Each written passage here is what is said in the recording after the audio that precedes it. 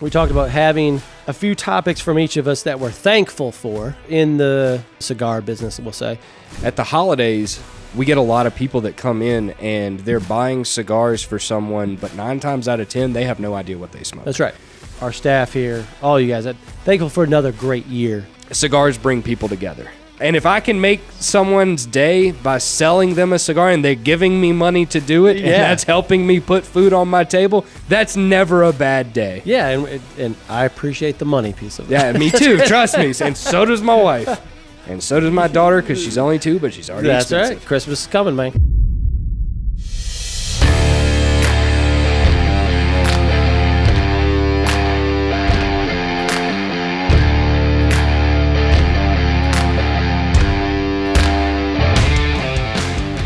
It's the holiday season. The holiday season. Do. And hickory dock.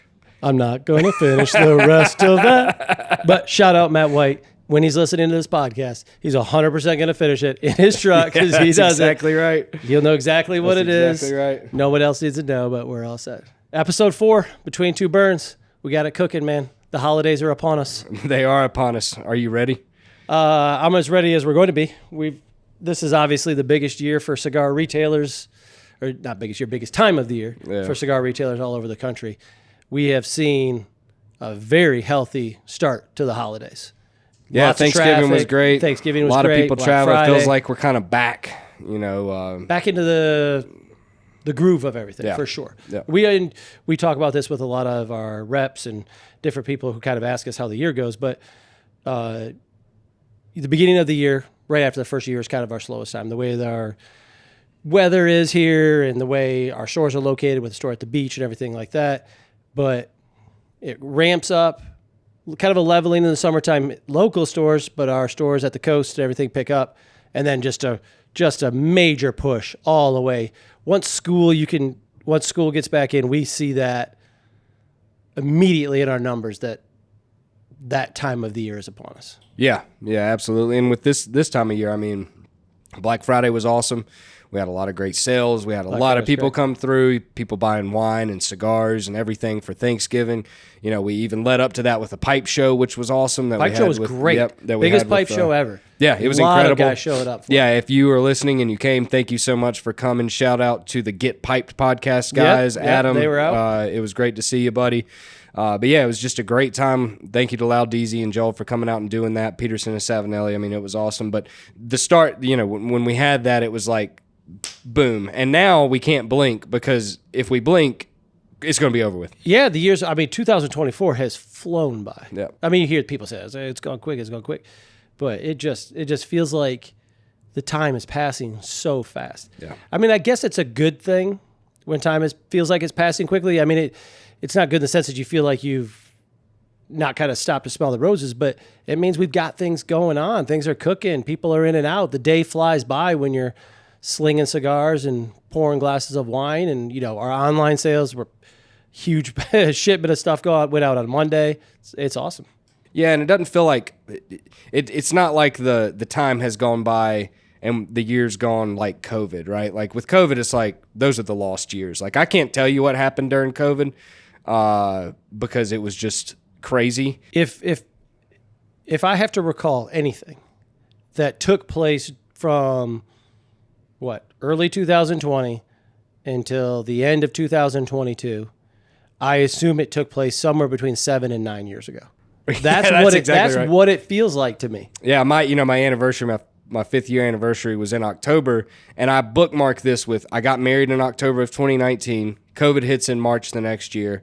My daughter was born in November of 22. I was still wearing a mask in the hospital, but they didn't really care anymore, and we could have visitors, so I felt like the restrictions had been lifted. So that's how I bookend it. But everything in between that, no idea. I know how long you've been married, but if somebody came up and asked me, I would have said your wedding was 15 years ago. That's how long ago. Fair. It feels like not in a bad way. It's just like the way time passes. A little off topic of what we're going to talk about, but we brought up the pipe show. Where do you think pipes are at right now? Oh, buddy, I know that it's a completely different podcast, but I was just so impressed, and not necessarily surprised, but just the number of guys who came through and gals for the pipe show. So the thing I always tell people like we'll have customers come in and say, do that many people really smoke a pipe? And the answer is yes. Yeah. But you don't ever see them doing it in public. Yeah. And so I think that's where people don't believe us almost. But there's so many people that do it. There's a big community the guys are around just it. hanging out and There was smoking pipe. There.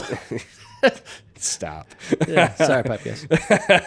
But no, it was really cool to see because there was a couple customers that are in some pipe groups that spread the word, and all these people showed up. And I mean, we had some really cool old vintage blends, and all this stuff going on with Sutliff and McBaron and STG, which is a whole nother podcast. All that's happening. Yeah, we're going to get into that for sure in a podcast of its own. But all the tobacco that we had was a lot of old Sutliff McBaron blends, and it made those blends even more special. Yep. A lot of the vintage tins we had were Sutliff, and so it was just really cool to see all these people come together.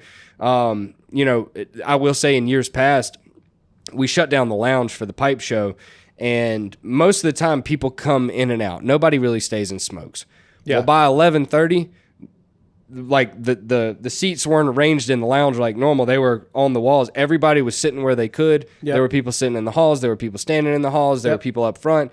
I mean, it was just that's cool to see. It was a really good time. So I think the state of the pipe industry outside of this whole thing going on with Sutliff is actually really good. I think it's thriving. Personally, yeah, I mean, I do too. We sell on average like a pipe a day. I mean, it's crazy to think. Yeah, and the average person might. It's not like, oh, you sell one pipe a day. It's like, yeah, that's a lot of pipes. One pipe a day is a lot of pipes. It's absolutely. I mean, our least expensive pipe is $50. Yeah.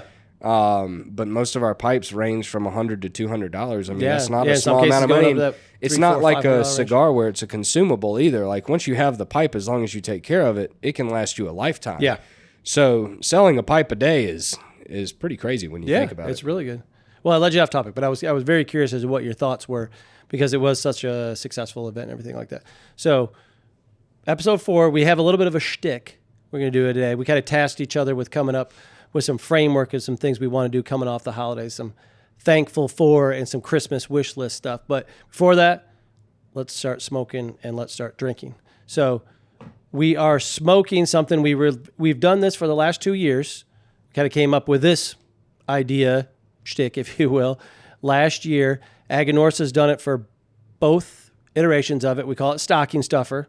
Last year, we really just did it we did it in 2 formats last year. We have the tube every year with Santa Claus. We've got it right here. And then we do it in a 3-pack. So we've got the 3-packs back again this year, and we're doing it as the bundle. But this year, a little bit different cigar than last year. They're not the same, obviously. This one, last year's was great. This one's been a big hit so far early. Really good cigar. Yeah, so Aganorsa is the one that produced it.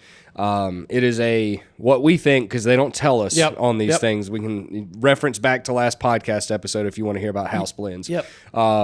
Maduro wrapper, Nicaraguan binder and filler. It's a Corona Gorda size. I'd say probably 5.5, 5 3/4 by 46, 48, somewhere around there. Yeah. I think it's 46. Yeah.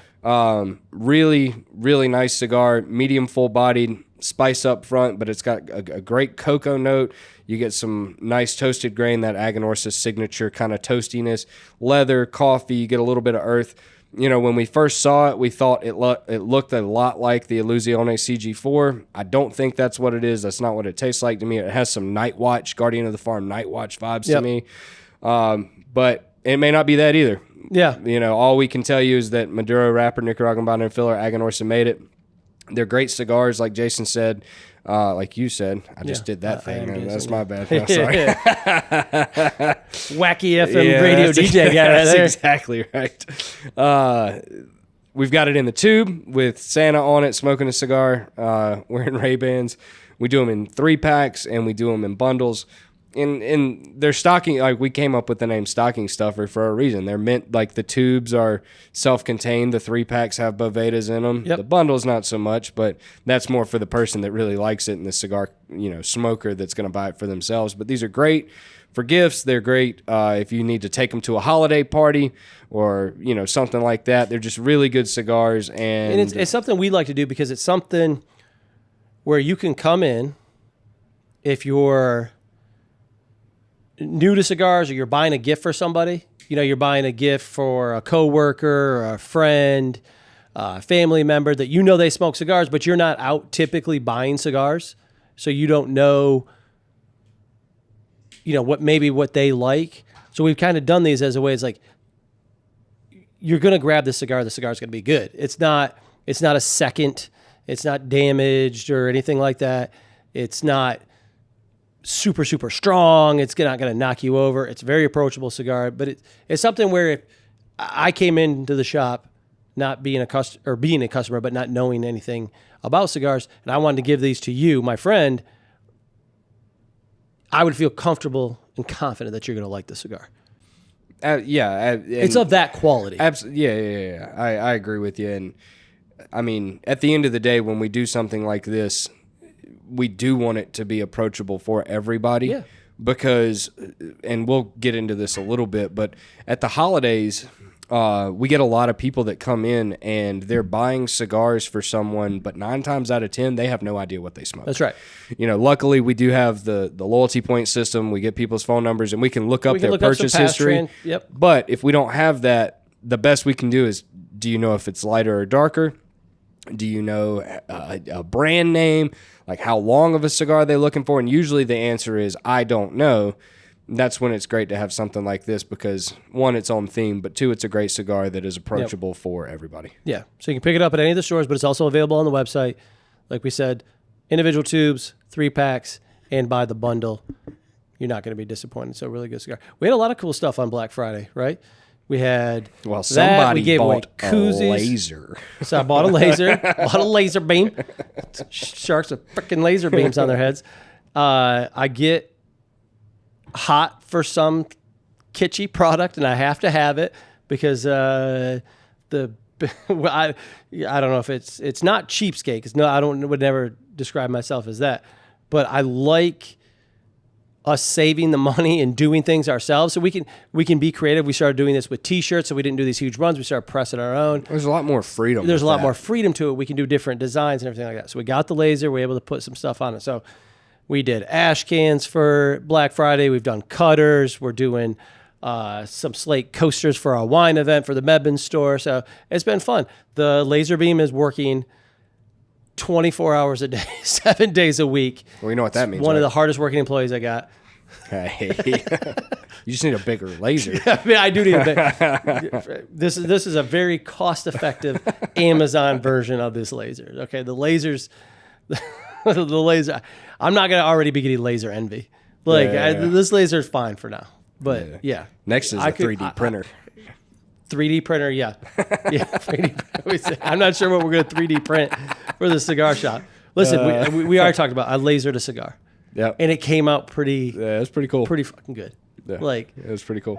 We haven't toyed with it since because we've been doing all the things for the holidays. But like you said, it's a great way to have the freedom to be able to do these things for our customers without taking down huge orders of things that sit around. Like, you know how the printing business is with any of the partners we work with to do this stuff. It's like, yeah, okay, well, you can print it on there. It's going to be X per, but you need to buy 1,000 of them. Well, it may take years in some instances, depending on what the product is, to go through 1,000. If we can do them on demand or, 5 or 6 backups at a time, it's just a huge benefit to us dollar-wise, and it's a huge benefit to the customer because we can always offer it. Mm-hmm. So I like it a lot. Yeah, Black Friday was great. Speaking of Black T-shirts, we did koozies for all the customers and everything like that. I was going to say, speaking of Black Friday, we did that's County. What that was. I was trying to do the too. professional segue into. We're getting there with the segues and the transitions. But Goose Island, Bourbon County, every year on Black Friday, for as long as I can remember. Has it always been a Black Friday release? As long as I can remember. Yeah. It's changed over the years. I think I've told you before, I remember the days where I would get here and there would be people 30 deep outside just standing out waiting to get Bourbon County when we open the doors. It's not like that anymore. It's that is a podcast maybe we'll do sometime too about kind of the state. And it's not a knock on Goose Island or any it's just beer the state brewery. Of the beer it's just industry. the state of the beer industry at the moment. Yeah, for sure. Yeah, but it was always a Black Friday, has always been a Black Friday thing, and they do the original and then they also do variants, and the variants have always been really hard to get. Not so much in recent years, but I remember in years past, if you had a variant around here, you were a king because you could trade it for whatever you wanted. But this year, the variants that we got were the vanilla rye and the macaroon. So the macaroon was done with candy ginger, coconut, and cocoa nibs aged in a bourbon barrel. That's what I'm drinking tonight. Which one do you have? I'm sorry. This is the macaroon. The macaroon, yeah. It's really good. It's sweet. And, I used to be a big stout guy. I think I've told you that before. Yep. That's all I would drink. I quit doing that. You can ask my friends about it, about all of the stouts that I used to take on the boys' weekend, and we drink like 4 of them and feel full, and we'd stop. You can't do it. I'm kind of in the middle of the road. There's some I like a lot, some I just don't care for. But man, you're right there, dude. Like, they can. It's dinner in a glass. Dude, buddy, it can be like sitting and eating a loaf of heavy grain bread. Like, it can sit like a ton of bricks in you.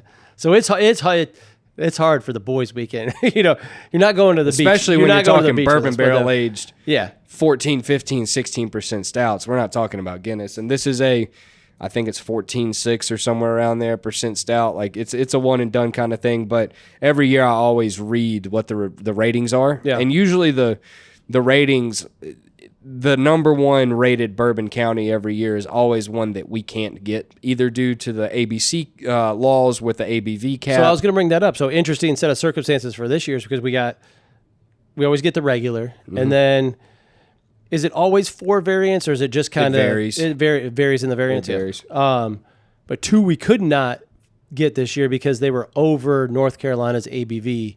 So cap. We couldn't get the Bardstown barrel finished one, and we could not get the proprietor's barley wine.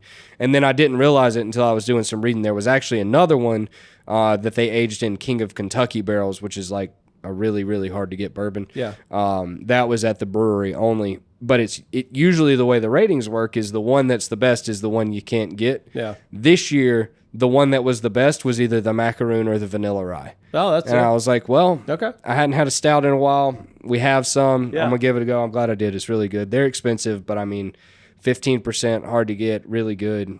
I think it's worth it. Yeah. So tonight you asked me what I was going to drink, and I wasn't sure. I was going to have a glass of wine.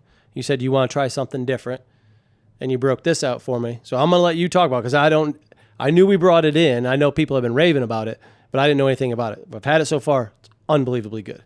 Yeah, so this is the Coderone, the Kermit Lynch Coderone red blend. So Kermit Lynch is one of the most famous importers of wine in the U.S., maybe of all time.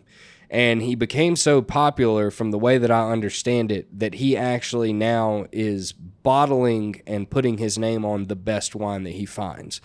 So how we found this was our rep from one of our companies came in and did a wine tasting, and he had 3 what he considered holiday bottles, inexpensive bottles that were really good that hit above their weight class, right? Yeah. And this was one of them, and this was the big standout. It's a French blend. It's got 7 different grapes in them. I'd have to look at the bottle to remember what all of them are, but it comes from the Rhone Valley. The Côte d'Rône is a region in France, like we were talking about.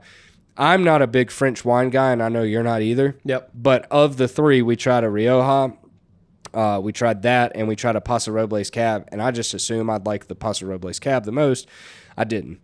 That's one of my favorite wines that I've tried all year. It retails at $19.99 a bottle. I would take it to any holiday gathering. Yeah, when you told me that with the pricing on it was a bit. Yeah, and listen, I probably don't try enough French wine, to be honest with you, to really know whether. I just drink so much California, and it's what you know.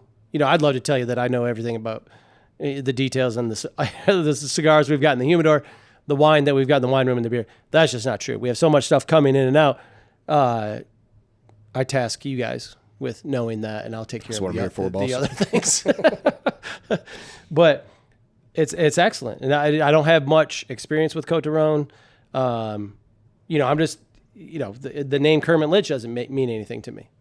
Well, funny enough, he actually has a lot more wines, and we brought some, and I think you saw them, we brought some other Beaujolais Cru wines in for Thanksgiving because, it's past Thanksgiving now, but if you're ever having turkey, Gamay from Beaujolais is a fantastic wine to pair with it. You want something light, something like Pinot Noir. You don't want a big cab because turkey's light and delicate and the flavors are more delicate. So we brought in this Kermit Lynch Beaujolais. And Beaujolais is a growing region in France, and all they're growing is Gamay. It's one type of grape, and they're kind of known for this thing called Beaujolais Nouveau Day. Nouveau being new, so they release the new vintage.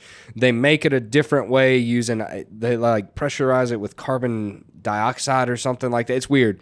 I was reading about it briefly, and I can't recite it. I need to do some more reading on it. But Beaujolais Nouveau is the newest vintage of Beaujolais, and it's only about 6 weeks old. So they have a day celebrating Beaujolais Nouveau, the new vintage from Beaujolais, but then they also have Cru Beaujolais, which is aged or older Gamay. That's what this was, and it was Kermit Lynch Beaujolais, and I brought it in, and it was gone in a day. And then I brought more in, and it was gone. And, I mean, people, to my surprise, just really, our customer base knows Kermit Lynch, even though he's new to me. And maybe he shouldn't be, but nobody's ever brought him by before, and we don't sell a lot of French wine or really, I mean, we don't sell a lot of wine out of California in general for the most part. We're very California-centric here. And so it was just really cool. It was a really cool case study. It was really good to find a bottle that, like I said, it's appealing to someone who drinks California, bigger cabs like yourself. It's appealing to someone who drinks lighter Pinots.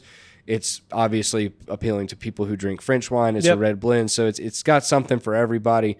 And at $19.99 a bottle, I mean, I'd pay $30 for it. I think it's fantastic. Sure, yeah. And some of the customers that I've heard raved about it are not customers who I would say typically shop in the $19 a bottle range. Now that there's loads and loads of great wine at that price point, but some of these customers just happen to purchase at a little bit higher of a price point. So, and when they do, it's usually California. Correct. But this was one of those bottles where it was easy to say to them, hey, you want something fun and new? By the way, you've only got to spend $20 on it. Mm-hmm. You don't have to gamble a lot of money on this to see if you're actually going to like it. And they did, and they have liked it. And that's the fun part about the job is finding things that people hadn't had before and letting them be able to try it. Yeah, I really enjoyed it a lot. So I look forward to finishing the entire bottle while we're live on the air tonight. So we talked about this earlier, what we wanted to do. So we had a little shtick. We're between holidays here. We're past Thanksgiving, but we're before Christmas, depending on how you're listening to this. We'll kind of date it a little bit. And we talked about a little bit of a format we wanted to do. So we talked about having a few topics from each of us that we're thankful for, not to sound cheesy, but thankful for in the business that we're in, the cigar business, we'll say. And then a kind of a Christmas wish list of what we'd like to see going forward. I thought it'd be kind of a cool exercise and kind of where everything is at a little bit with cigar business. And it doesn't have to be cigars, beer, wine, whatever we want to talk about. But it's a way for us to kind of forecast a little bit out as to what we're looking for from, what I think it's nice to have it from two different views. So I come at it from the business owner's perspective. I'm lucky enough to be the owner of this, and we've got 5 stores. There's different things that I've got to think about on a daily basis than what you guys have to think about, in a sense of like what each of us are kind of tasked with handling to make sure that we are running, in a good fashion. So coming at it from two different angles, I think is really cool. And it's a way for me to kind of see where your head's at and what you think is going on and where we may come together, and maybe we may see differently about what we think, looks good about the business. So, thankful for, I'll kick it off a little bit. So, and I wasn't really sure, and I'm not sure that you were very sure either about kind of what we mean by thankful for. Because I'm not even necessarily, but one of the things, and I'll start it off, one of the things that I'm thankful for, quote unquote, in the cigar business is that the cigar business has still held on to tradition. Okay? There's still this very close connection to the past in cigars, whether it's the Cuban heritage, Dominican, Nicaraguan, you see a lot of people who are in the business that are still connected to that, still working in that. You're going to get to meet some of those people when you go off to Nicaragua in a few months.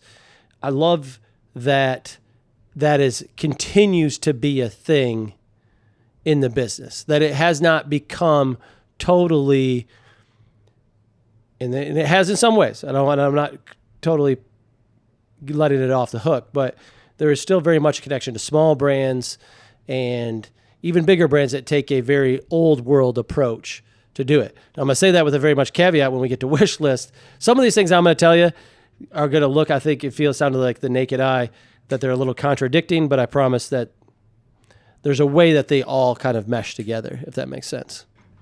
So tradition, the Cuban, Nicaraguan, Dominican, Honduran, all of these people are very proud people. They're proud of their traditions and they hold tight to them. And we do see that in the cigar industry, and I think it's one of the few industries that you see it in. One of the other industries you see it in is the wine industry, and so it's cool to be able to see it in both ways. But tobacco and grapes and beer, for that matter, too, if you want to talk Belgian, have been around for so long, and you can always continue to perfect your craft. But the question becomes, and I know we're going to talk about this a little bit later, like, how necessary is it to reinvent the wheel? Right.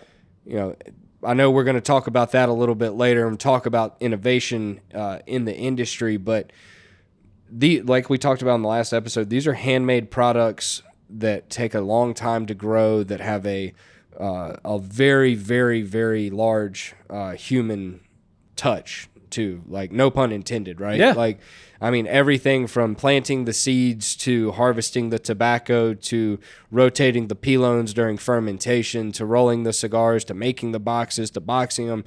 Like we talked about, there's no automation to it. There's no, they've come over the years to adopt new agriculture techniques and new scientific approaches with crossing varietals of tobacco to eliminate blue mold and other things like that. But at the end of the day, they're still using the old Cuban way of making cigars. Yeah. And that is one of those things that I'm glad, while changing in ways, that it's still there.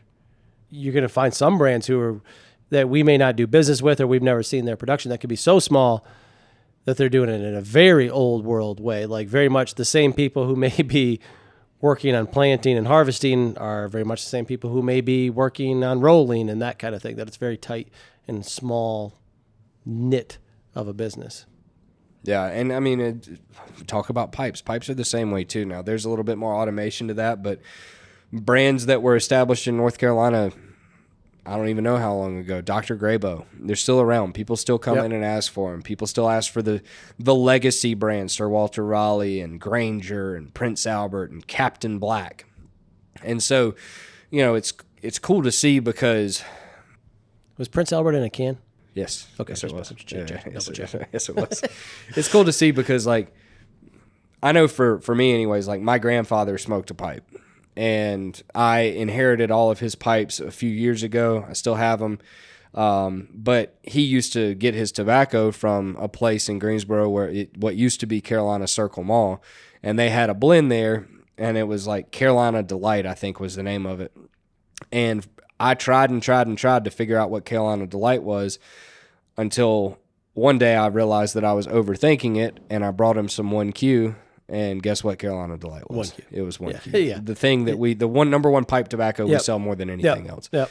So, steeped in tradition, I'm not to take your thankful thing, but I too am thankful for that. It's really cool to see in a time that is so much. It's always fast paced, moving forward, automated. What can AI do? What can we do to be more innovative? Like, this is still old school. Yeah, it very much is.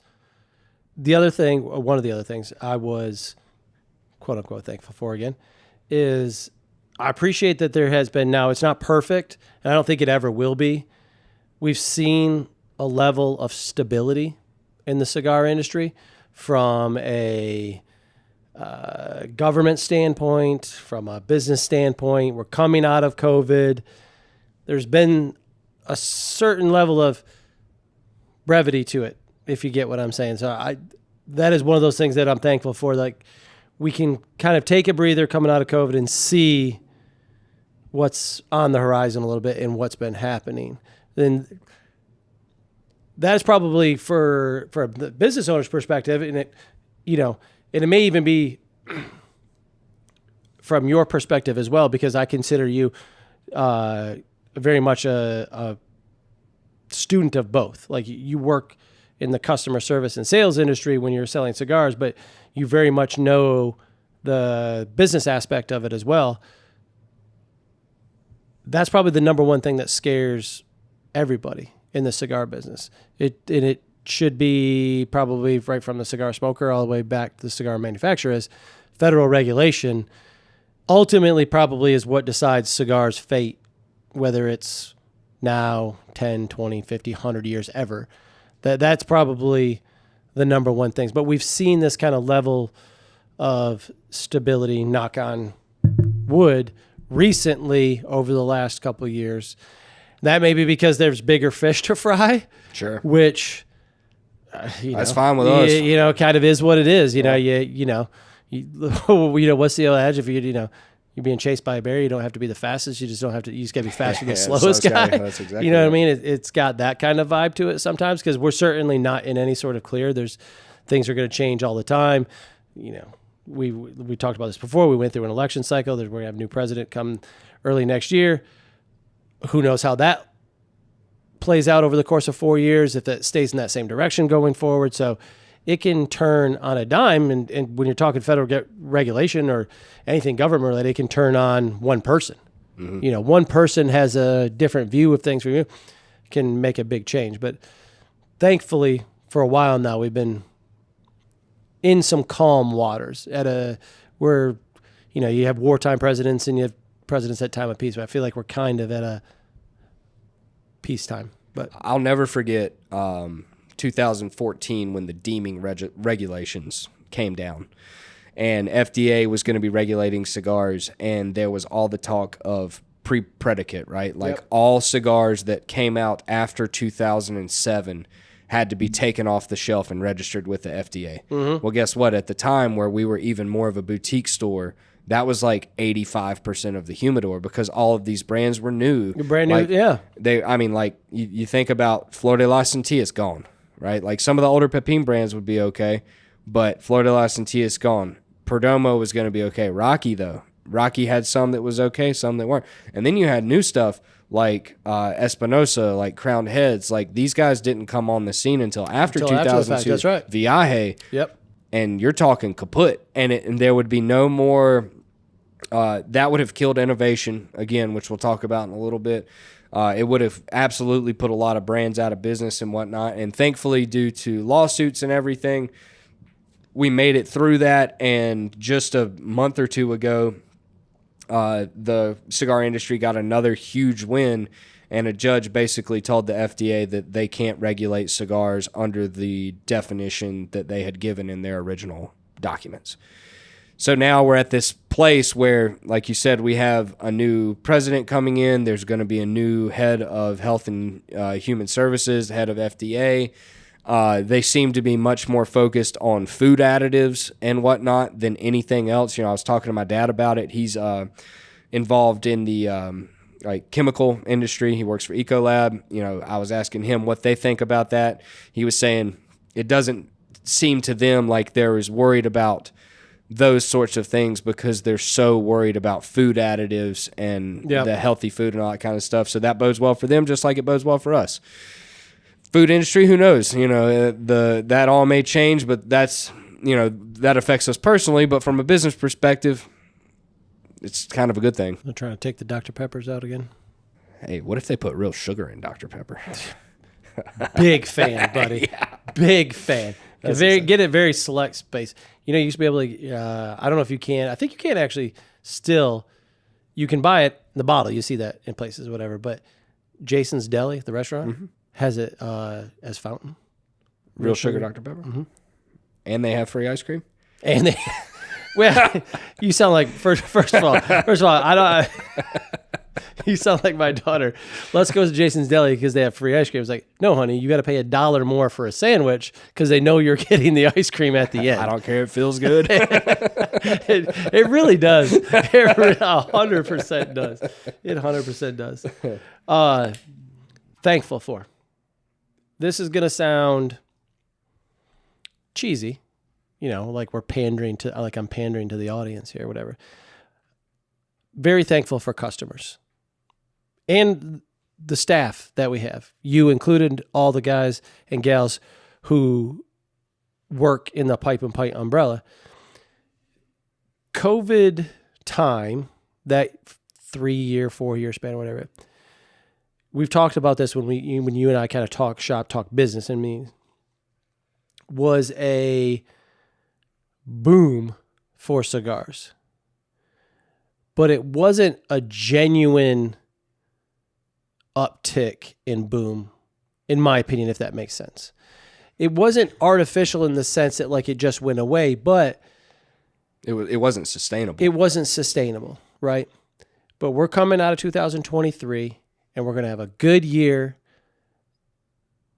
And you could see as soon as 2024, what year are we in? We're in 2024. 2024 is a good year. My fault. 24 is going to be a great year coming off of 23, which was a banner year, coming off of 22, which was a banner year up to that time, coming off of 21, which is a banner year, right?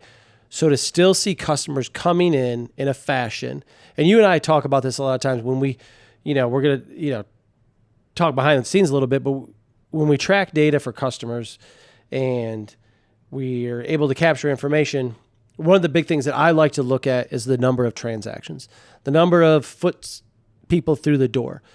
Obviously, dollars make a lot of sense, but sometimes that can be misleading.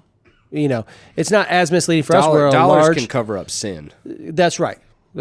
You can make up a lot with one big purchase in any given day or anything like that. So we're going to have more people come through the door in 2024 than we had in 2023, which had more than 2022. That's a really big deal because we know, talking to representation, talking to manufacturer owners, talking to other retailers that we're friendly with, that there's clearly been a softening in the business overall. So to still see customers coming through, appreciate what we do, appreciate what you guys in the shop do, is thankful for us because listen, as much as we'd love to do this for a hobby, this is a business. So we've got to have folks coming through liking what we do to sustain, to have everybody here all the time and everything like that. So that is number one thing. Yeah, I think the biggest compliment we can get outside of the return customer, obviously, and the keeping of coming back, is when people buy merch and stuff because they're proud to wear our logo and our name on a T-shirt or a hat. I love some merch. I know you do. We push, don't push the merch, but we love putting merch out. We like doing different things. We did holiday T-shirts this year. We did holiday koozies. We did golf T-shirts last year. We do things like we try to make it cool. Stuffers. We try to make it cool. Fun. Yeah, but we love you going out and hanging at a bar if you're not at a place or a restaurant or hanging with your friends and you got a Pipe and Pint hat on, Pipe and Pint T-shirt, Pipe and Pint koozie, whatever it is, because you may be introducing that to a new customer, but we just like being part of what you think of when you're having a good time. Yeah, if you got a Pipe and Pint sticker on your fridge in your man cave, cooler, and whatever it is, you look at it when you go grab a beer while you're smoking a cigar, and you like that's awesome. Or, it sounds silly, like I genuinely get happy when I see people walk through the door that have a hat on or a shirt. Absolutely. on. It's just it's cool to see and it's cool to be a part of. Yeah, absolutely, I love it. So for me, and I know it is the same for you, but our staff here, all you guys, I'm thankful for another great year that we get to keep doing what we're doing. We got cool stuff coming in 25. So that's always going to, sound cheesy, but like I said, like we're pandering or something like that. But it's true. Like the people coming through are number one. Yeah. Number one. Well, my thankful list is a little bit more, I don't want to say personal because you were obviously personally thankful for those things, but mine, like I got a little sentimental. So boy. yeah, I know. Oh boy, do I need Kleenex? Am I gonna cry? You might. I might. I don't know. We'll see. Don't cry. Don't. It's They're tough- gonna it's turn you tough to into, see you're a gonna grown turn you man into one of cry. those Jordan cry memes, man. That's right. So the first thing that came to mind with what I'm thankful for in this industry and whatnot is being able to do something I love every single day. And there's the old adage, if you love what you do, you'll never work a day in your life. And I get where people come from. I mean, work's still work. You know, there's good days and bad days, but I promise you, having worked in what I worked in the past, the good days are much better than the old good days, and the bad days are much less worse than the old bad days. But it couldn't have been that bad being an exotic dancer for that long. Yeah, well, you know, me and the pole didn't get along. Don't ever say that out loud again. Well, funny enough, what I was going to talk about next is what I went to college for, so that's a great segue. There you go. So the personal aspect of this, and this is really ironic now. For those of you that don't know, I went to school to be a pastor, and I'm not going to talk about religion. You know, this podcast isn't about politics and religion, but I had that as my goal in life since I was in 8th grade. So like for the longest time, that's what I was going to do. I was going to be a pastor. It's what I wanted to do throughout high school. It's what I wanted to do when I got to college. It's what I went to college for. Graduate college, wasn't quite there anymore. Not exactly what I wanted to do anymore for a multitude of reasons. But I needed a job. And so, as you know, I started a job at the Guilford County Clerk's Office being a clerk. I was working in criminal law, doing clerk paperwork. And I mean, it was fine. I actually enjoyed it some. Like, I enjoyed the law aspect of it. I enjoyed learning about how the law works and everything. And I did it long enough to where I met a lot of cool people. I know most of the judges in the area. Yep. I know a lot of attorneys in the area. And it was a state job. I never had to worry about a paycheck. I didn't have to worry about numbers. I didn't have to worry about anything. I just had to show up at 8 o'clock and I got to leave at 5 o'clock and I left work at work and that was that. But it was miserable for me because it's not something I ever wanted to do. I tried to find what little joy in it that I could, and some days were okay, and I made a lot of good friends while I was there, and they helped out, but it wasn't what I was passionate about. And then I became a magistrate. As you know, I left the clerk's office to become a magistrate, and I will never forget, I started at the magistrate's office in January. Actually, it was February 1st, and I was training and I was on first shift and I was working and I it was about, I don't know, 9 o'clock in the morning and my phone dings and I look down and it's a message from Larry Christopher on March the 1st that said, "Hey E, just wanted to let you know effective this morning, I've sold the Pipe and Pint to Jason Tipton." And he said something to me, and I'm going to talk about this next. He said, "A good friend, it's hard to find good friends, but you're one of those few, and I'm thankful for you." You or are something trying to make like people that. cry. I am. And I was like, holy crap. Like, because I'd been working here for 5 years part-time. I tried to come on full-time at one point, but Larry just didn't have a spot for me. So I was like, what is happening? So I rushed over here right after work, talked to you, and, you know, said I'd be glad to work part-time, and it just so happened to work out that I got to come on part-time, and I'd work here part-time on the weeks that I was off from the magistrate's office, and it was really cool. And then after about 6 months, it evolved into a full-time gig, and that was 5 years ago, and now we're here. And so for me, this place, this industry has been such an intricate part of my life. Like, I worked here when I got married, when I had my first kid, like all the crap I went through before that, I always had this place to lean on. And so I have a deeper love for it, and specifically this place, than I feel like a lot of people do, just because it's not, I'm going to go Dunder Mifflin, right? Like, it's not just a job. It's not just a place. It's home for me, you know? Oh yeah. You like that, didn't you? But I'm super thankful. My bad. Super thankful for that. And, excited to see where it goes. But number two, and something that comes out of that, and it goes along with your customers. I'm thankful for the friends that I've made along the way. Oh, right. sure. Yeah. And it's not just milk guy and you know, Opus you and guy. an Opus guy. Like, you know, I think about, I need a good name for gambling guy. Yeah, well, let's not call him that. We We'll take that offline, then we'll prove it. I've got some guy.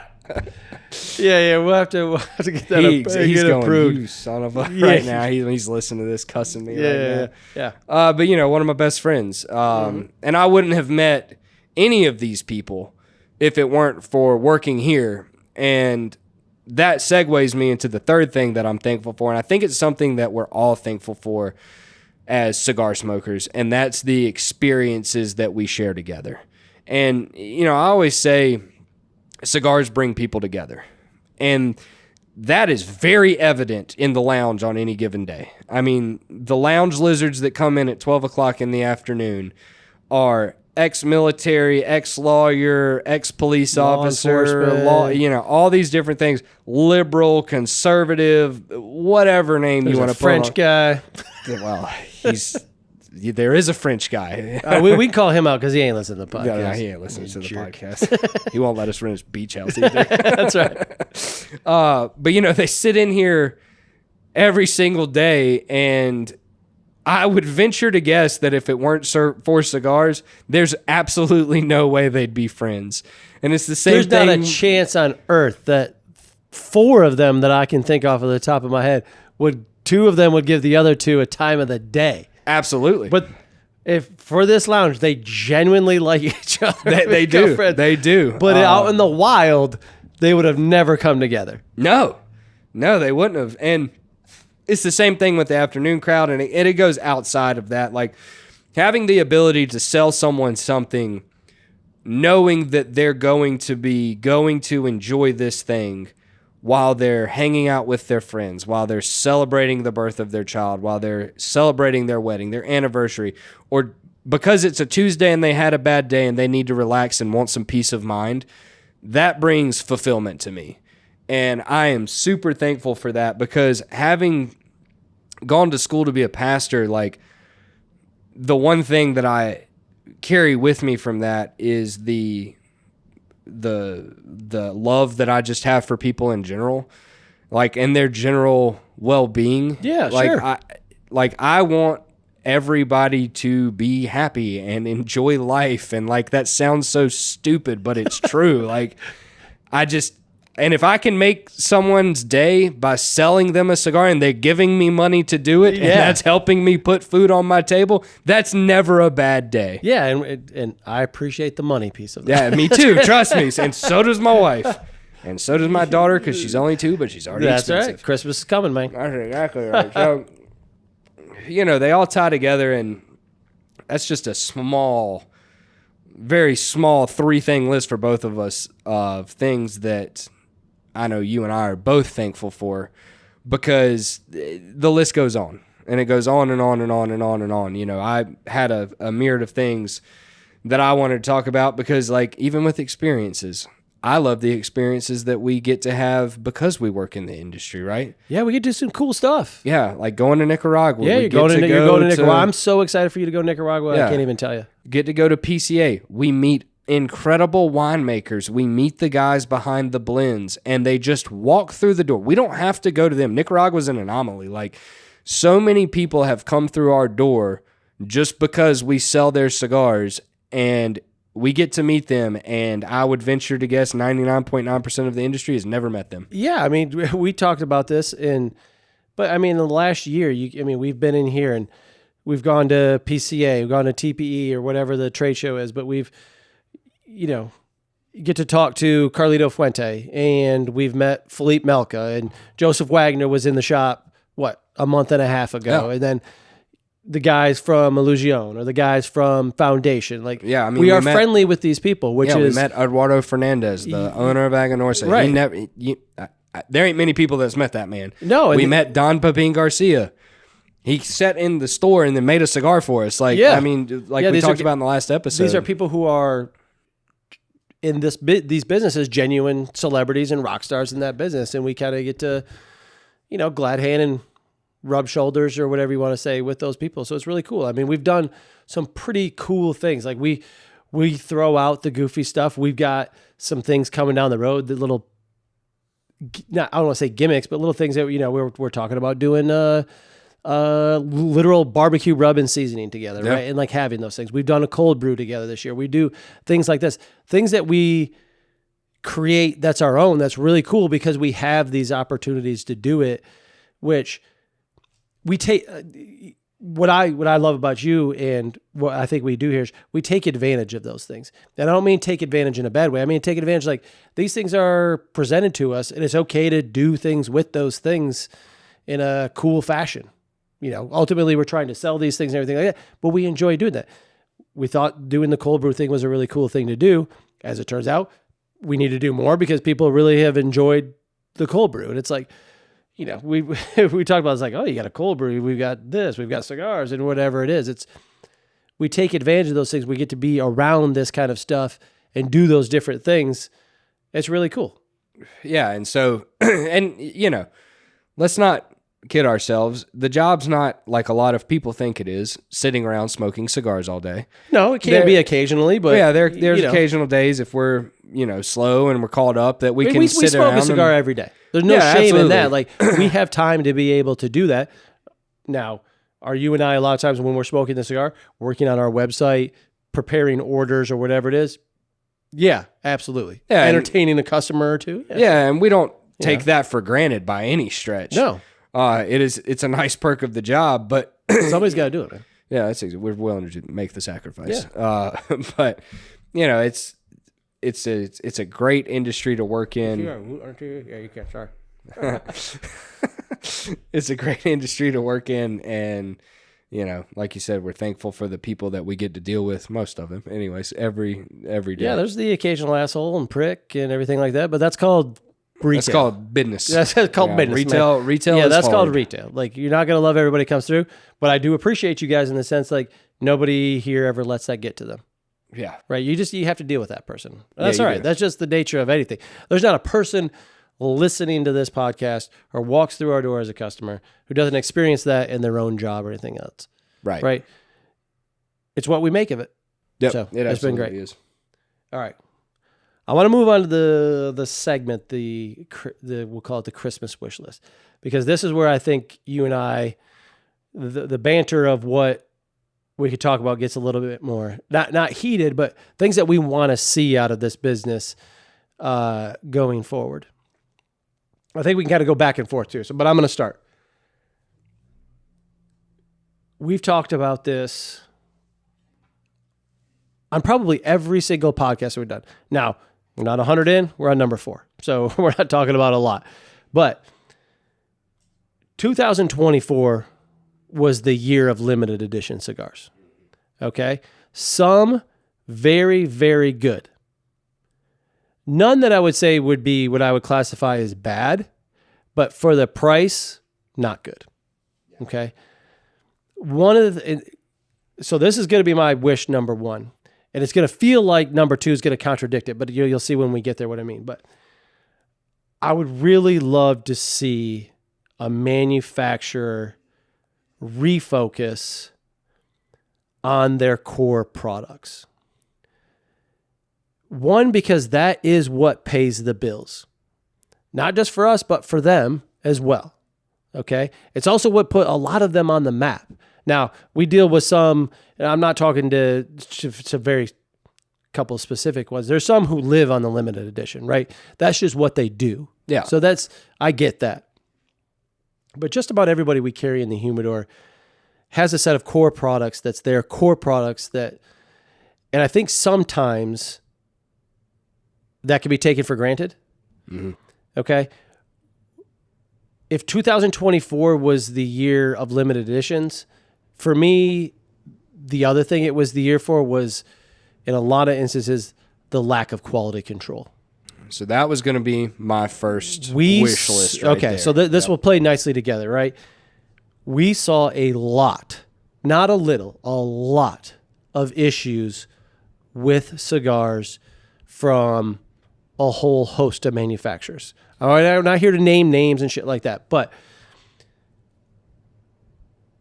we keep going back to the COVID thing, but COVID ran this ramp of expectations and demand so high that it was very hard to keep up with.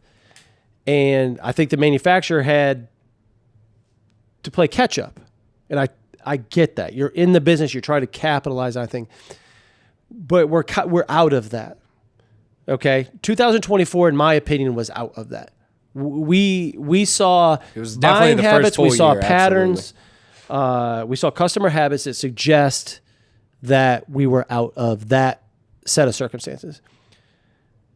And there was still a lack of cigars, right? There's a lack of supply, but there was this lack of quality control, and it was a lack of quality control from manufacturers that you would not have expected it from in the past. There's some that just can't get it right, okay? That's just a fact. There's just some that can't get it right. But some you would not expect that to be coming from them. And it continues to happen over and over again. And we're not sitting on laurels. We mention these things. We say these things like, hey, just so you know, these boxes of cigars are looking like this. They're looking like that. We're customers are bringing them back in. I genuinely think that they want to know that. They should if they're good business people. Correct. Yeah, and if they don't, then there's probably no helping that to begin with. You know what I mean? That's probably too far gone. But it was really disappointing to see it from some people that we feel like we trust and everything like that. I have put out more cigars this year, I think, because they would not draw or would not burn than any year prior. And the frustrating thing about it from a retailer's perspective, we don't make the cigars. We just sell them. Mm-hmm. But if a customer comes in and buys especially a $15, $20 cigar from us, and that sucker don't draw or don't burn or the wrapper pops, they come back to us looking for us to give them a new cigar. So now, what do? Do we look like assholes and not give them a new cigar even though we didn't make it? Do we refund their money even though we didn't make it? Or do we give them a new cigar and eat the cost of it so that they keep coming back? And ultimately, that's what we end up doing more times than not. Yeah, absolutely. Now, if you come in and say, I dropped this, it's not smoking, okay, I'm sorry, that's your fault. Yeah, we can have a genuine discussion, but that's a very rare. Yeah, there have been so many times this year where someone's been in the lounge and they come back, I saw them buy the cigar out of our humidor. I cut it for them, so I know there was no mishandling there. Yep. And 5 minutes later, they come back up to the counter and they're like, this thing's not drawing. And I'm like, okay, well, just go get another one because that's the right thing to do. But screw the company for not having better QC, because now we're essentially losing money because we're replacing this cigar that we did not make. And unfortunately or fortunately, the customer doesn't associate that. Like sometimes I feel like the customer forgets all we do is sell them. We store them and we sell them. We do not make them. We have nothing to do in that process whatsoever at all. Even if our name's on it, like the stocking stuffer, we did the packaging, we did you did the stickers, like we put them in the tubes, but guess what? We still didn't make the cigars. So if you have a problem with one, it's still not our fault. Right. And it's so frustrating as a retailer to see that. Getting pictures or calls from customers or messages on Instagram after hours. There was a ball of aluminum foil in a cigar, for God's sake, this year. I'm still yet to determine how that even humanly happened. We know it happened. Yeah, we saw the picture. The person who said it, we saw the picture, but the person that generally who sent this is not fucking with us. No. Right? This is not a joke. You know what I mean? Like, and you don't understand how these things happen. And, you know, that's probably the most extreme case of anything we've seen. But the reality is, you know, outside of a certain set of circumstances, when that happens and the customer comes up, we can't just be like, oh, well, sorry. You know, it is what it is. Yeah, that sucks. Yeah, that sucks. I mean, we need to keep the customer. Right. We don't have to keep the manufacturer. Right. Right. Well, and see, that's what's frustrating. The customer keeps us accountable, but we can't keep the manufacturers accountable if they don't want to be held accountable anyways. Right. Like you said, if you're a good manufacturer, you should want to know that there are issues. Like I will never forget, and I'm going to say the name of the company because I respect him for what he did. I'll never forget when my friend Mike from Jersey, who I've mentioned before, his favorite daily cigar is the Tatuaje Black Label BC, the little petite Corona. Yep. And that dude has smoked more of those cigars than anybody I know in the world. Yeah. Like, he has gone through boxes and boxes. Shout out Mike, who will be a podcast guest sooner than later. Yeah, Promise hopefully. you. Leave your leave. We got you, buddy.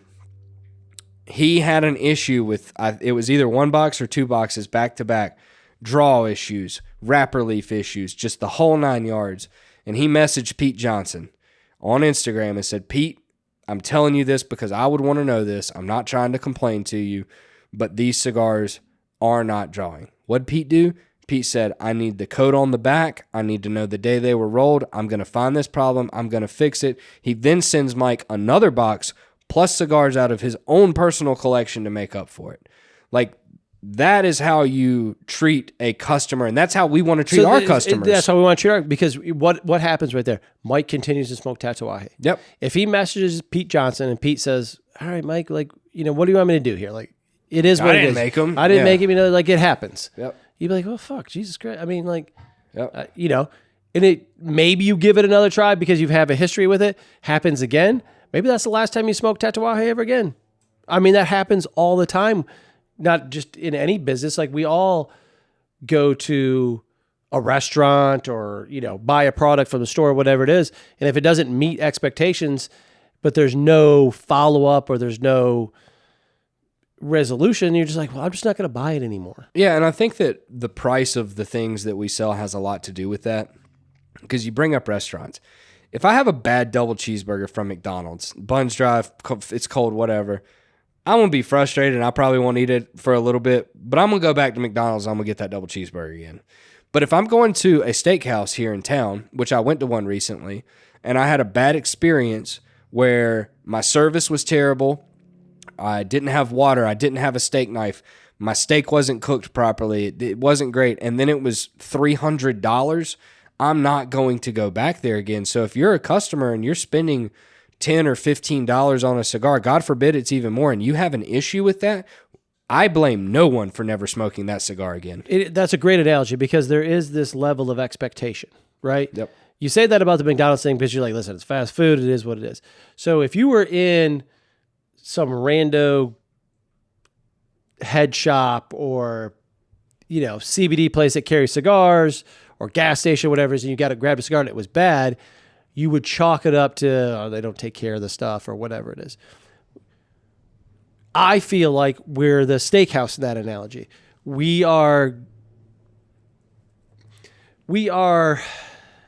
tasked, maybe the best word I can think of it, but with this level of expectation of what we do, right? We have your guys' certifications hanging on the wall, certified tobacconist. We have this walk-in humidor that's supposed to be properly humidified and taken care of. Right, so there's a certain level of service and quality. It's an expectation. The expectation that the customer expects when they walk through the front door, right? So that plays it perfectly into that analogy.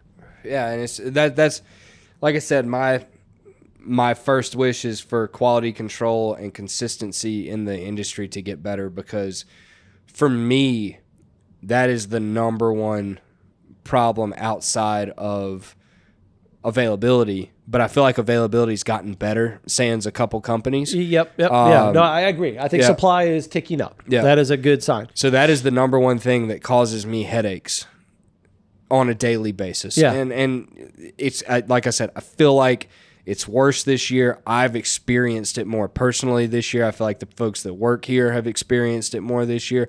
And from companies, like you said, that we're not used to seeing that out of. Yeah, and that gets disappointing because I think... And you tell me if you think differently of this, but I would, and maybe feel different as a customer, but I would rather, as a manufacturer or retailer, tell you that I don't have your cigars because I can't get them right now because they're working on them versus having them because they rushed them out.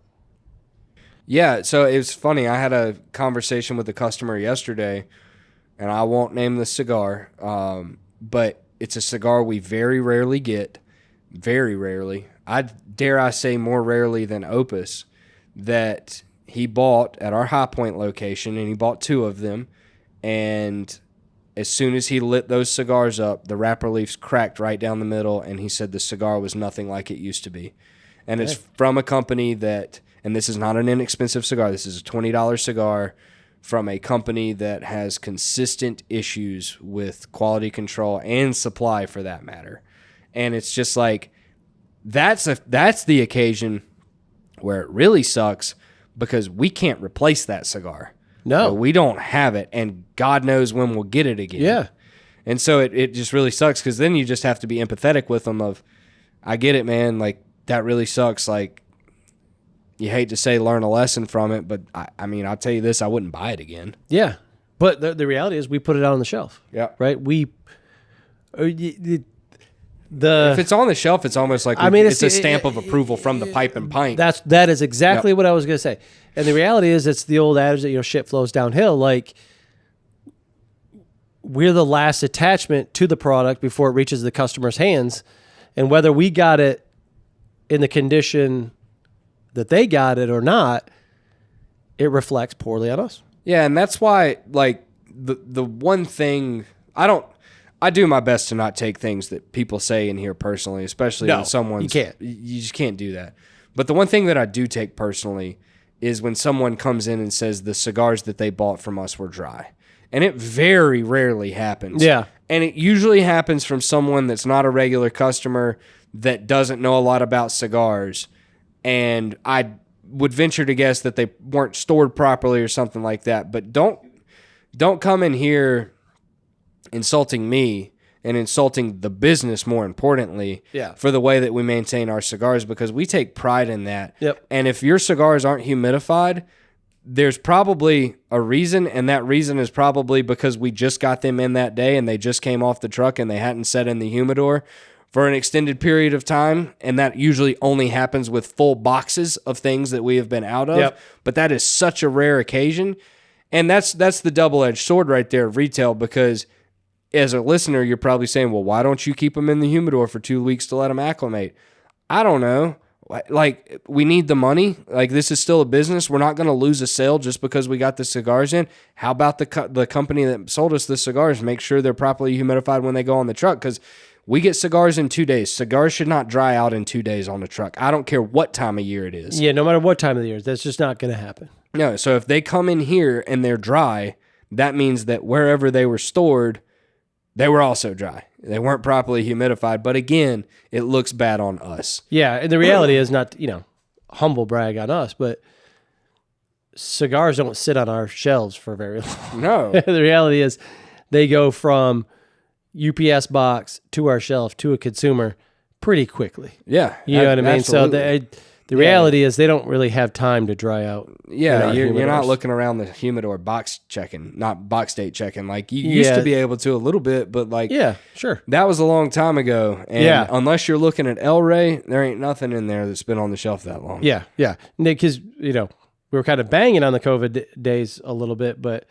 the reality is COVID did introduce a lot of new cigar smokers. Right, the demand from existing, I think, consumers probably flattened a little bit, because the existing customer we had during that time was smoking more than they were on any sort of basis, and now back to work, whatever it is. But there was a lot of new introduction, so you get that new demand in there. The stuff's just not sitting around. It's not drying out in the humidor or anything like that. All right, give me a wish list. Oh, well, I know number 2 is the one thing that we had in common. All right, let's talk about number 2. So number 2, the one thing that I wish for more than anything other than for QC issues to be fixed is for the cigar industry to continue to innovate. Agreed. And that goes to your point of, well, that sounds contradictory because you said that you're thankful for tradition. Right. So I said I was thankful for tradition. I also had a wish list of going back to core. From the retail business owner's perspective, there is a ton of, and maybe innovation. Well, innovation is not a bad word in the sense that it's not what I'm talking about, because I do want them to continue to innovate. I'm not personally talking about I want new creative cigars and goofy stuff. Like, let's try something different. You want to do that, that's fine. I've got no problem with that. There's a lot of things that I feel like our business lags behind the rest of the business world in. So this is right. This is interesting because my innovation was new cigars and stuff. So okay. I'm excited. All right, so I think I know where you're going different with perspective this. on it, and that's what we're talking about. Yeah. From my perspective as the business owner, I think that a lot of manufacturers are lacking innovation in the sense of innovation with their business. You may not like social media. You may think it's stupid. You may not like participating in it. But the reality is these types of things are where your customer resides. We've talked about this in here, is how do we reach a new demographic, right? For any business to survive, you can't just have your existing business as it is age out or wane out and then not refill, the coffers, for lack of a better word. You need to continue to reach new customers. And I think there's a lack of innovation. I can think of a handful of manufacturers right now. It's like, oh, we just started doing like social media and stuff like that. And it's like good for you, but you're kind of behind. Yeah. You're okay. So you're already 10 years behind. Just keep that in mind. And then you're not doing a very good job of it because you don't want to pay somebody to do it. And I'm not just talking about social media. There is so much innovation in the ordering process that could be taken advantage of. Yeah, the online portal needs to be a thing. How and why that's not a thing. That is not a knock on reps. At all. We have great relationships with our reps, and I understand why they're in the business. Yep. This is not something to eliminate their job. It's something to make everybody's job that much easier. Why in this day and age we're not able to just go online? Now, that's not with everybody. There are some taking advantage of this, but why we can't just go and place our order through that baffles me to this day. I mean, we are a small business. We've got 5 stores. We have a shop. We've got a good website where people can order to pick up, order to ship. We do it every single day, right? We take advantage of apps with our wine selling and everything like that. There are sections where they're just not participating in. I don't know if it's an age gap thing. I don't know if it's just a not wanting to do it. I think there can be in the cigar business sometimes a reliance on like they're going to buy it. So what does it matter? This is almost like too much tradition. Correct. This is how we've always done it, and it's worked. If it's worked so far, why wouldn't it continue to work? Yes, that's exactly right. Like we talk about reps. Like I shout out our Zeno Avo Camacho Davidoff rep. Love him. He's a good friend of ours, friend of the business.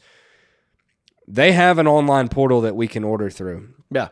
And we utilize that some.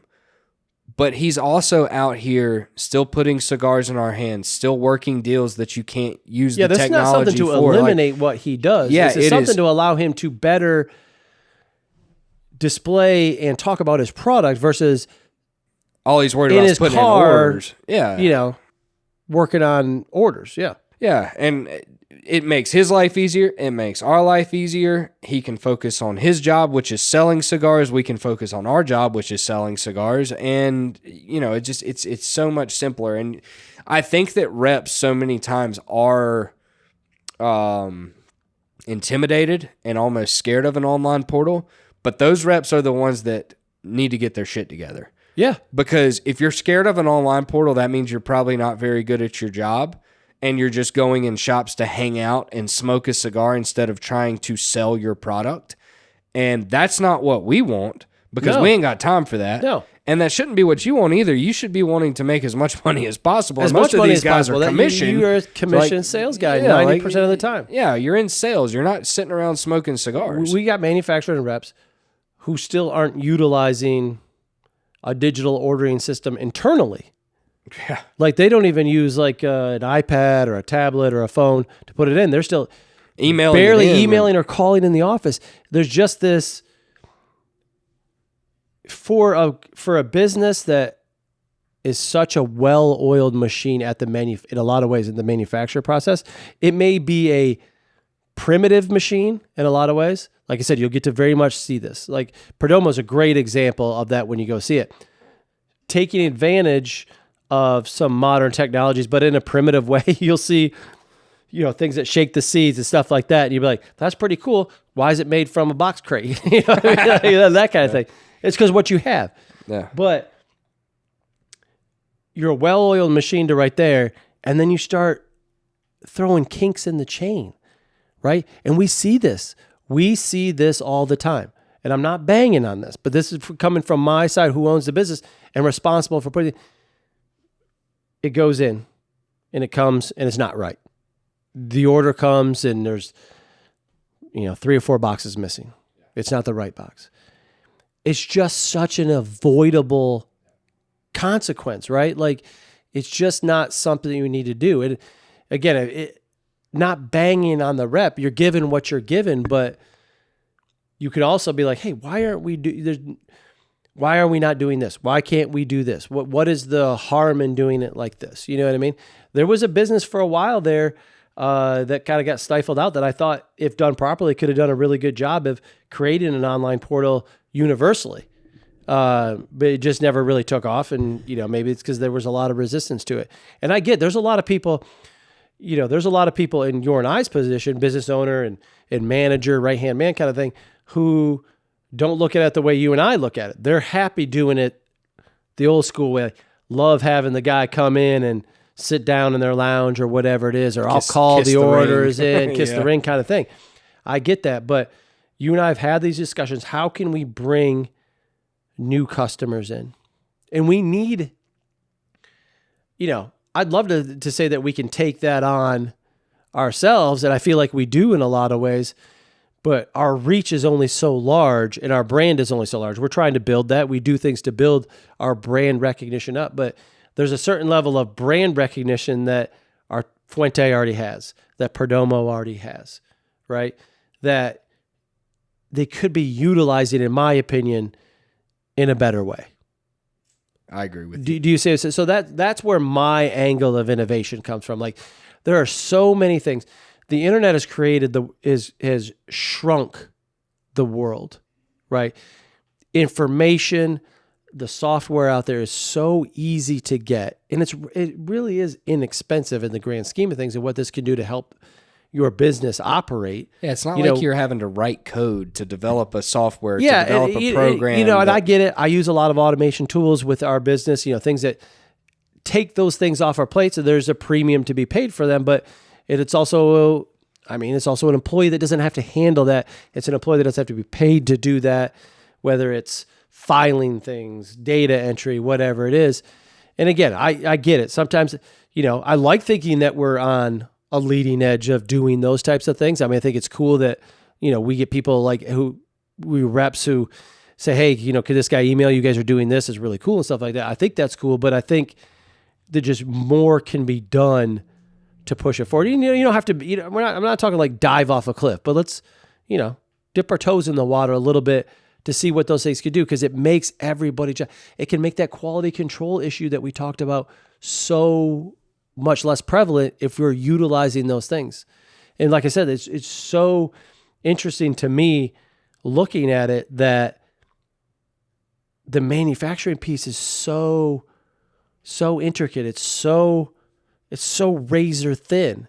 You know what I mean? Like I said, I can't wait for you to see this, but it's so razor thin with the guys who are rolling and paid by the piece that it falls off once it leaves there. It really does feel like once they come stateside that things start to fall off a little bit. Like things get a little wonky. Yeah. So for me, innovation, and I'm going to shout out 2 companies and 2 cigars specifically here. And this is coming, yes, it's coming from a retailer side, but this is coming from a cigar nerd perspective. I love what Illusione and Aladino have done this year with new tobaccos being introduced in cigars. Yes. Group of 5 specifically, and then, Aladino's done a bunch. Cameroon Reserva was awesome. That was the first cigar ever made using 100% Honduran Cameroon. Like, they've done a bunch of stuff, but the Group of 5 is front runner for my favorite cigar that's come out this year. And that cigar, it's got a somewhat gimmicky story, but the whole shtick is it's got tobacco in it that's never been grown or hasn't been grown in Nicaragua in a very long time. And when that cigar came out, it's $16. Let's talk about pricing for a second. That's a lot. Yeah. I smoked it, and I said to Milk Guy and to you, this cigar is worth $16 because there's nothing else in the humidor that it tastes like. Like nothing else in the humidor compares to what it tastes like because it has this new tobacco in it that Dion found and he's utilizing. And in a world and time and day where you and I both know whether the companies want to admit it to or not, so many cigars are just flipped wrapper leaf, binder leaf, filler leaf. All they're doing is flipping these leaves and they're introducing it as a new cigar or an exclusive cigar. That's the stuff that gets me excited because that's the stuff that I can talk about. Like if a customer comes in and says, what do you have that's new? Okay, I've got this new cigar from this company. It's this blend, but it's got a different wrapper leaf on it. Okay, whatever. Like if you like that wrapper leaf, I guess try it. Yeah. But when you've got something that's innovative, that's new, that's exciting, shout out. So that's the innovation I like. Yeah. Right? Not just another, like you said, oh yeah, it's this, and we threw another different wrapper on it. Or, oh no, it's, Peepaw's 39th, whatever. Yeah. Like Quinceanera.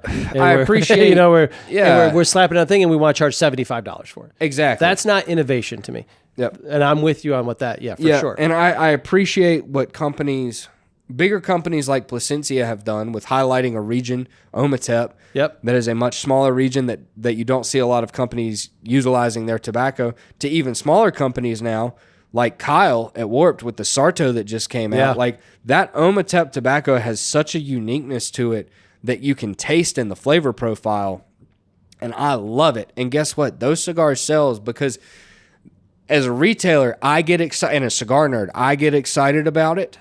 And then when I get excited about it, I can in a much easier way, get the customer excited about it.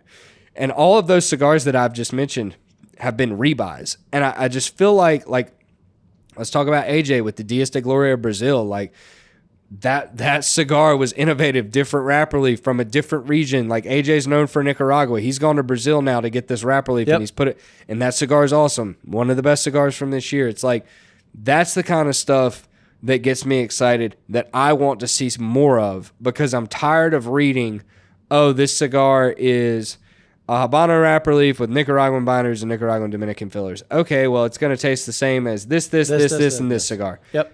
Like, yeah, it's going to have this manufacturer's twist or flair on it, or maybe the tobacco's a little bit better, so it's a little bit better or a little bit different, but it's the same thing. And there are companies doing it, but there aren't enough of them, in my opinion. And I like that, and I love it too. And I'll give anybody way more credit for going out on a limb and doing something different. And maybe it doesn't hit. Okay, I get it. That doesn't always work that way. But I'll give you way more credit for trying something different, for doing something new, than wrapping it in something different and calling, putting a different band on it, a different foot band, and calling it, Yeah, and I mean, the one caveat to this, and it goes back to your limited edition thing. The one thing that I don't appreciate from the innovation standpoint, don't tell me your cigar is innovative because you're not telling us where the tobacco came from and then you're charging $30 for it. Yeah. There's one company that comes to mind specifically that does that, and it pisses me off beyond belief because all you're doing is telling me, yeah, like, you're just telling me it's the same as a lot of stuff, but I'm not going to tell you because I don't want you to know that. Correct, and I'm going to charge you a lot more for it, and have fun. It's the best thing ever. And it's like, dude, your cigar sucks. Like, it's just not good. And consumer data shows that is not just mine or your opinion. If there are no rebuys on it, then guess what? The vast majority of people out there see through the bullshit and realize your cigar sucks. Yeah. If it's just the same old thing with a goofy band on it. Yeah. It only takes one time trying it to figure it out. Yeah. Customers will give you one shot. 100%. Yeah, definitely. They'll give you one shot. Especially if you're a brand that is known for other things that comes out quality. They're going to give you a shot. Anyways, third and final wish list for you. Give it to me. You start this one. So I'm going to change this. Okay. I told you what I thought it was going to be before. And this is something that I can personally impact. I can make a difference with this. I wish for a more educated consumer. Interesting. So I think we do a very good job here at the shop. Yep. Educating consumers about brands, about tobacco, and everything like that. And one of the reasons we do that is because we want you to know. But one of the big reason, the selfish reason we do that is because the best customer for us is the educated consumer. Because that's the consumer that can go in, help themselves when we are busy. Yep. They don't need their hand held and whatnot. The most annoying conversations we have in here are about Cuban cigars, are about your old Monte Cristo White, your Romeo, like these old legacy brands that people used to smoke that, like, the only reason, and this isn't a knock on Cohiba or Monte Cristo, like the only reason you're bringing these up is because someone told you about them or because you read in some big magazine that's what you should be smoking. Or you saw it in a movie or whatever it is. And as a retailer... Where are our Cubans at? Are they in the humidor? Yeah, they're upstairs. They're in the vault. That's weird because we get asked about it all the time. Yeah, that's exactly right. That to me is the most frustrating thing. And I decided to change it to that because that is something like... I don't want this to just be a bitch fest. Like, this isn't us complaining about things we don't like in the industry. Like, no, but I like it to be proactive in a way that, like, how can we make an impact on this? And that's one of the reasons we started the podcast. Like, we want to be able to educate each and every person out there about tobacco, about wine, about pipes, about beer, so that if they ever move or they're somewhere else and they walk into a store and they don't have the help, they can walk in and they can know what they're looking at and know that what they're talking about so that they don't get screwed over, so they don't buy a bad cigar. Like, and that goes back to the thing that does bring me joy. Like, I like teaching people about these things, and the educated consumer is the consumer that is oftentimes good for us and is the one that's easy to work with. Yeah. And there's a certain level of education, right? There's the falsely educated, if that there's the know-it-all, there's the know-it-alls, right? But again, that goes down to the same person. That's just retail. That's just what you're going to have to deal with. But I agree with you. Like, our customers coming in. So let's go tie nicely into my third. All right. So I don't want to be a business owner who talks the talk but doesn't walk the walk. Right. So I told you we're thankful for customers, but for me, wish list 2025 is that we in this shop, in all of our shops as a company, we innovate and grow. Right. We do new things to educate our consumer, bring them quality products that we can get at a quality price, right? Not just everything that gets presented to us. We don't do that. Every rep that doesn't walk in here shows us this cutter, this lighter, this cigar. We don't just say, oh, yeah, I'll take 5 of them, right? We take a heartfelt approach to what our consumer does. We track data. We know what sells in here. So for me, going forward, doing new things and providing those things is a big deal, right? We're lucky enough to have a brand that was started by Larry, that we've been able to build on, go from 1 store to 5 stores. People really enjoy coming in here, right? We know a lot of people who really like coming in here. We bump into people all the time. I bump into people all the time. It's like, oh, you own the Pipe Pint, or, oh, I go to the Pipe Pint, or, oh, I haven't been over there in a while. I got to come over, stuff like that. Doing different things to continue to grow that customer base, but not forget about what got us there, right? The customer who comes in here, the lounge lizards may drive us crazy on a daily basis with certain stuff, but we enjoy having them here, having a great spot for them to come smoke cigars, having the cigars they smoke, doing different events we started out, we've got the mobile experience that if you're listening to this, you may or may not have been to an event where you had that out. You're going to see us at different things. You're going to see us at bigger events. We did our tailgate event this year for the very first time. I think that's an event we're probably continuing every year. The way we did our pipe show this year, right? It was our biggest ever because we're able to reach those consumers. We're able to do things differently, make it an experience for those guys who want to buy that stuff, something really cool that they want to come hang out and do. So for me, it's doing those things. And that comes from the business owner. Obviously, I want that to flow down to you guys in all the shops and want to have that experience with everybody. But I think it's important for us to continue to grow to new customers, but also continue to support the people who got us there. Right? Yeah. And, if you call the shop and you get our answering machine, or you go on our Facebook and you read our tagline, it's tobacconist to the triad since 1998. Yep. And for me personally, I don't know everything, and I don't claim to know everything about cigars and wine and beer and whatever. But I want us as a company to be known as this is the place where I go to find what I like, to find out more things about what I like. That's right. And it's like I had an old rep who used to be in the Carolinas. He moved back to Texas, and he texted me one night after work and said, "Hey man," and I ain't heard from him in a year. "Hey man, can I get a wine recommendation from you?" Like, I'm his wine guy. Same thing with the old Perdomo rep who's traveling the world now. He texted me the other day and said, "Hey, which vintage of this should I get?" Yep. Like, that's cool for us, but it's also what we want to be for for everybody. Yeah. Like, if you come in, our job is to know your palate, to know what you like so that we can put you in the right cigar and tell you about that cigar and tell you why you like that cigar.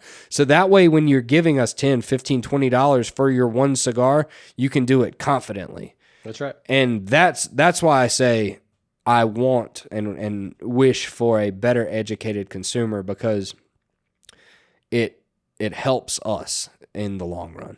Yep. Episode 4 wrapped up, buddy. I like it. I can't wait for the next episode because so you are I am excited. You have something special for the next episode. I don't know what it is. Nope. I'm not quite sure that I want to know what it is, to be honest with you. I'm not telling you. I believe it's going to be sprung on me. So we'll have another episode, a couple weeks. We'll do maybe... we're doing the Dundies, the Pipe and Pinties. Well, the Pipe and Pinties. I don't know if that'll be the next episode. It'll probably be the one after that, right after the first of the year. We'll probably squeeze one in between that, do the Pipe and Pinties. So we'll have some awards. Yeah, I think we'll give out our first ever cigar of the year. I think I know not only customers, but manufacturers that I've heard from are chomping at the bit to know if they've won our cigar of the year. Yeah. It's a very... very big deal. It is the first one, but it is a very big deal. Yeah, I am going to give out a special award, the biggest clown award, and there's a story with that, and I can't wait to tell it. All right, well, we appreciate it. Episode 4 in the books. We'll see everybody soon. We appreciate it. Thanks, Yes, bud. sir.